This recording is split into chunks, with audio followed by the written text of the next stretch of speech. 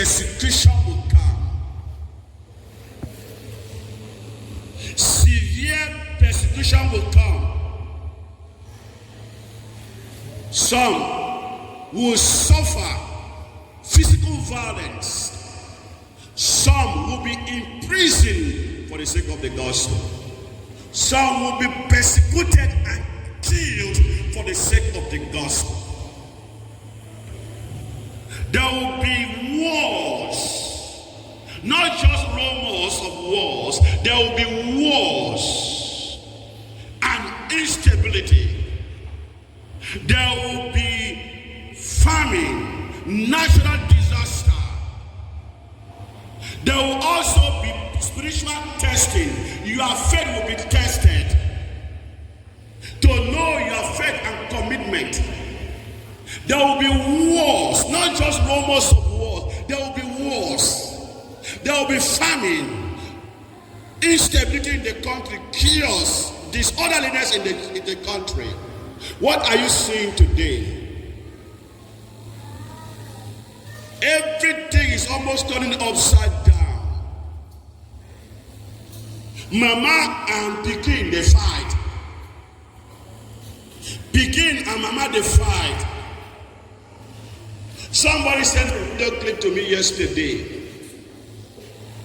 How Pikin, who wanted to be a millionaire or billionaire, was told, for you to be a millionaire, you must bury your mother alive. Hear me? And the child accepted because he wanted to be a billionaire. He actually buried, suffocated the mother alive. Mama will carry you for 9 months. Mama didn't sleep because you were not sleeping. Mama that was crying, taking you, running with you to the hospital. Now children, now that Mama should eat the fruit of his labor. The word of God says in Psalm 128 verse number 2, you shall eat the fruit of your labor. So where is the fruit of the labor of Mama? How can you kill your parents? For some of you, you don't even regard your parents. No matter how short your parents are, no matter how illiterate your parents are, they are still your parents. You cannot change them. And you have the guts to kill your father or your mother for money. There will be suffering, long suffering. There will be famine, scarcity of food. And because of that, young girls will go into prostitution. There will be suffering, lack of wants or needs. Because of that, young girls, you will be tested. Your faith shall be tested. For many of you, you will go to that junction. I see most of you at that junction, and I begin to wonder whether you are a Catholic, whether you are a Christian. Hear me? As I return from my own parish, as I return from Iberagidi, I see some of you at the junction. I also see some of my parishioners at the junction. These young girls, you are practically moving naked. You are practically moving naked. Forget what you are wearing to church this morning. Just let me give you from 5 p.m. down or 6 p.m. You are almost naked. Why are you different? Why are you living a double standard life? You come to the house of God dressed, properly dressed, and then in the evening by 6 p.m. or 7 p.m. you are almost naked. Wow. So you are changing like a chameleon. And because of famine in the land, many young guys will go into prostitution. You say you are body like okra, like maggi, like granite, 10 naira, 5 naira, or like momo, our own bekwara momo, that you go there for 2,000, for 1,000, for 500. So some young girls are now selling their bodies like momo, 1,500.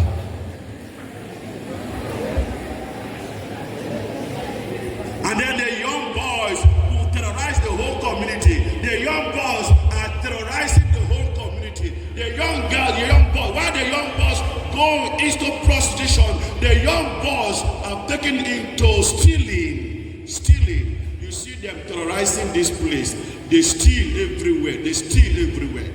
Including Father's residence, Father's rectory. They come here and steal. Even in the house of God, they come here and steal. They carry instruments here. Wow. And the word of God said, there will be time of trouble. The time of that trouble will be the time that your faith is tested. Your marriage is tested. Everything about you is tested. And are you ready? Are you ready for that time?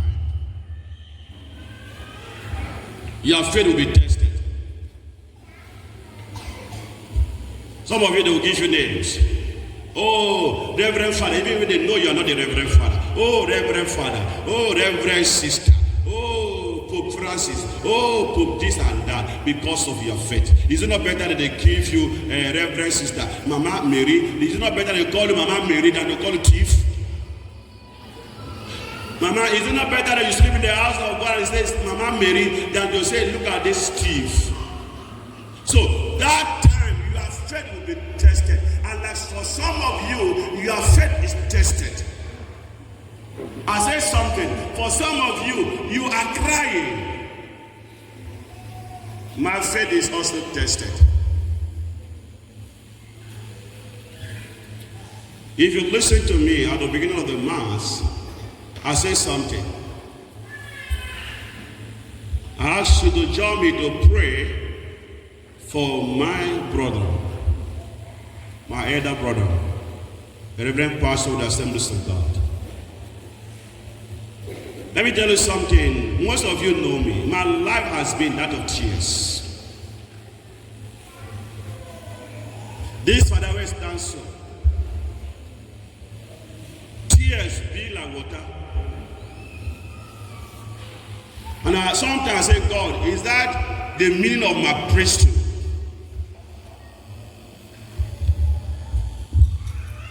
The year I buried my dad, the year I buried our son-in-law, the year I buried my mom 2 years and I buried daughter-in-law, I buried son-in-law.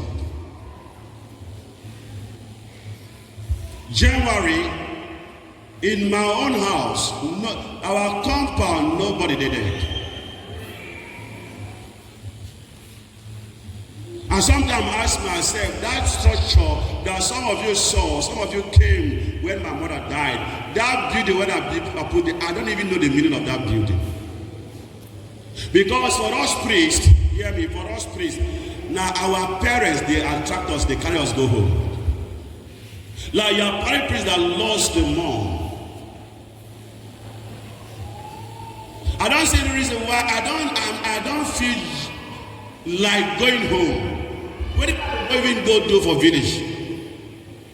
When you go as a priest, when your parents are alive, there is this joy around you. My dad is no longer alive. My mom is no longer alive. As if that were not enough. On the 2nd of January, while people were celebrating New Year, on the 2nd of January, on the 1st, my uncle that was just staying in the village, at least if I go home, I know that there's somebody still in that compound. On the 1st of January, was rushed to the hospital and died on the 2nd of January. I went home and buried him and came back. And of course, your own is better because you have those around you. You have your wife or your husband or your children or those around you. As I am now, when I retire, when I go to the house, I am alone in my room. I came back. I've been on the program for 21 days. I ended that program on a Sunday, last Sunday, 21 days program, praying and seeking the face of God. And on Sunday, we started our priest retreat. Your priest left here. We will be in Okoma. We were in Okoma praying.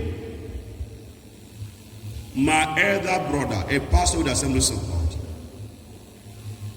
left on Monday for Abakaliki for their own program. He was not sick. He was there on Monday praying in the house of God, praying on Tuesday, on Wednesday, on Thursday, just Thursday. In the afternoon, he was feeling uncomfortable. And where he sat, that he was sweating. He was sweating. And that he told them he was becoming, the strength no longer there again. And they rushed him to teaching hospital on Thursday. I was in the upper room. When we go to Obama, it's like our mountain, it's like our upper room. This is a priest who has prayed, fasted for 21 days, and John the priest on Sunday. And I've been in the upper room Monday, Tuesday, Wednesday, Thursday, praying for you and praying for my family. I was asking God, I do not know what is happening to my family. Before I ended the 21 days, as in my dream, I saw Pastor dead. He was dead completely. And I went home. And people were around me, crying around and telling me, sympathizing with me, Father, take heart, Father, take heart, Father, take heart. All these things that are happening to you, it never do. All those things, you lost your father, you lost your mother, you lost your daughter-in-law, your son-in-law, your uncle just in January, you lost your uncle. And now, what is happening? In that dream, and I woke up. I started canceling the dream. I was canceling the dream. And then I told myself, I was not going to tell Pastor because I will scare him. My dreams are direct. So I will scare him. But since he told me he was in the program, I said, control the program. And we were praying. On Monday, like I said, he was there praying. On Tuesday, he was praying. On Wednesday, he was praying. On Thursday afternoon, the whole thing changed. And I was in our second conference, second conference. And when I went home, I went to my room, I saw missed calls from my elder sister that Pastor is rushed to the hospital. How? When? He said, just now. My dear people of God, this is a young man, so vibrant, strong. Went to Abakaliki with the wife and our elder sister. He was just newly posted to Umbok. There is Assemblies of God at Umbok as they are going to Abakaliki by the left. He was just posted to that place about 4 months. And he said, no, the station people will follow him. They will go to that program. And they got there, the story changed. Pastor was not responding. On Friday morning, I called. I wanted to stop with him that Thursday night. He could not. On Friday morning, by 5 a.m., I called them and they said he was still weak and they will not be able to anchor my call. And I told them, okay, let me go for Mass. Our closing Mass. We were ending our program on Friday. The program that started on Sunday, the higher priest was there. And during the Mass, I put my phone on silent, and then there was this one, pick your phone, okay? Pick your phone. I removed the phone and opened. I saw 4 missed calls from my elder sister. I said, no, this is not normal. I ran out. And when I called her, she was crying. What is the problem? Pastor is dead.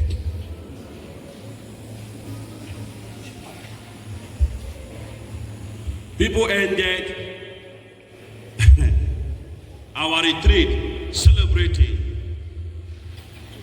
I ended my own retreat in tears. And I was not thinking how. I never had the strength to drag to Abakaliki. And I told them, please, is there any way I can arrange so that they bring the cars?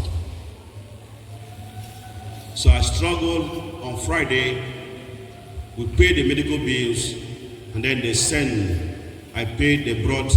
The member said, no, Father, don't need to come. No need to come. We are here, no need. They arranged and brought the corpse to Yahweh Lutheran Hospital mortuary. My faith is tested. I have been crying. Forget this, Father, and some priest that you see.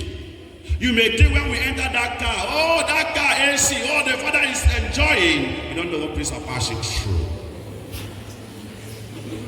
Before I alighted from that car, before I came out of that car, I need to share this with you to strengthen you as well. If not, why would I even share this? But before I alighted, before I came out of that car, I needed to work on myself. I needed to wipe my tears. I was crying as I was driving in. I needed to wipe my tears. And I said, God, give me the grace to come and celebrate Mass for my people. And I opened the car. As I speak with you, the tears are hanging. And after I shall have finished with you and returned to my room, I will continue the cry. My brother is in the mortuary. A time of testing will come. If it has not happened to you, don't say it will not. Your own may come in the afternoon. For some, it comes in the morning. For some in the afternoon, and for some in the evening. My priesthood has been that of tears. But I am praying every day for God to give me a sense of direction. I am praying for some of you who are also experiencing what I am experiencing. A time of trial will come your way. Your faith will be tested. Now, I just asked God, are you telling me now that I should leave the father work and go and do what? As I did so, marry and not marry. Any young girl say, I want to marry me, don't suffer. Because I know fit. The kind of life I wanted to live as a priest, I don't know. I say, God, is it the kind of life that a priest should live? In tears? And the pastor died and left his children. Who takes care of his children? Father. The father that not marry is the father that everybody is looking up to. Father will take care of the children. He has two sons, daughter and son in Utica also. So, meanwhile, they so, as I start so, my position, as I start so now, with this thing where I wear so, as father, now I'm going to teach how to take care of these children. Did I not know that I will not marry as a priest? So, let me tell you, I am saying this to strengthen you. This father that is talking to you is in tears. You may be crying. All what I need you to do is to believe in God and His promises. He will give you the grace. Some of you who are down, get up, pick up your pieces and move. This same God who has allowed this to happen, this same God will make provision for you. Is somebody hearing me? No matter what you are passing through, this same God that has permitted that is the permissive will of God. This same God has allowed it to happen to you, to me. This same God may be laughing at us. He's just laughing at us. Say, look at this one. You don't know it's for your own good. You don't know it's for your own good. Hear me. Find meaning. I'm ending. Find meaning in that which you are passing through. Dear people of God, find meaning in your suffering. Stop complaining. Stop complaining. Arise. Stop. Ask God. God, I want to find meaning, purpose in my suffering, purpose in my misfortune, purpose in these trials, purpose in this breaking of broken marriage. I need to find meaning. God, there is a reason. There is a reason. Stop crying. Stop complaining. All you need to just go on your knees and beg God. God, I want to find out the meaning. Why are those things happening? There's a purpose. Can I get the meaning? I'm sharing this with you to strengthen you. And I'm also sharing this with you so that when you pray, remember me. Remember me. I am in tears. My family is in tears. Look at the kind of our work. I just went home that Friday, right? Went home that Friday. They brought the corpse. We received the corpse and deposited at the mortuary. I went home and stayed with them that night. They were crying. I was crying. For me, cry is like water. I need a holder. If when they say Father, they cry, I say remove the name of Father. Beg, call me Clement. Let me cry. Forget this name, Father. He said, you know they cry. Remove the Father. And I cried. Dear people of God, I cried. And I'm still crying. Remove that name, Father. And call me Clement. Let me be myself and cry. And at the end, I pack my things. And put the car and say bye-bye. I'm here this morning preaching to you. The Lord is great. I believe in God the Father Almighty.